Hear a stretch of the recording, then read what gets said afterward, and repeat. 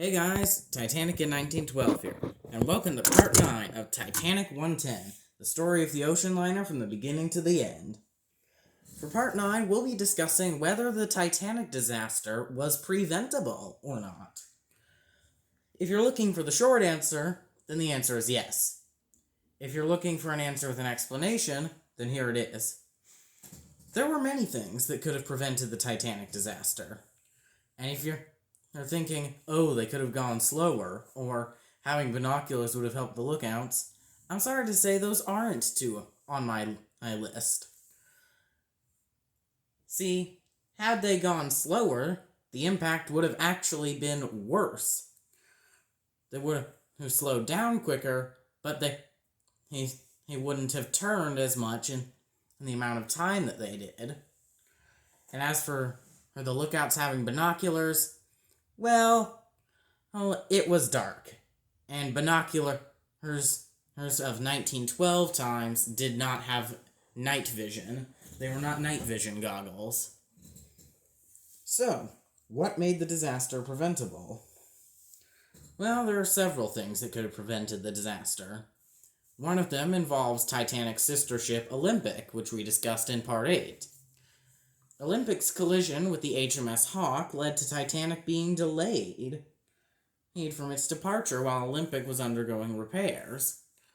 So, had Olympic not collided with HMS Hawk, Titanic would have departed 10 days before on March 31st. And so, well, that's one way it could have been prevented. It likely wouldn't have hit the iceberg. Another way it could have been prevented, it involves the SS City of New York. You see, during Titanic's departure, the suction from its rear propeller has dragged a smaller liner out of its dock. A tugboat captain threw a line to the SS City of New York and dragged them out of the way. But had Titanic hit, the voyage would have been delayed longer, and it likely would have missed the iceberg. Another way they could have prevented it is not going for a crash stop. A crash stop is when the ship is going full ahead and goes to full astern with no explanation. And, well, when they order it to full astern. This was a common practice of 1912, but it was a very bad one. In fact, it was the least effective method of turning a ship and stopping it. The Titanic had a half-mile stopping distance. And at top speed, well, it ain't gonna stop quick.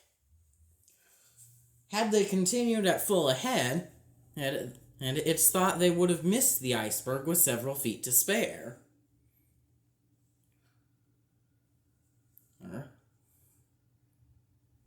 So, those are 3 ways the disaster could have been prevented. There are probably several more, depending on who you ask.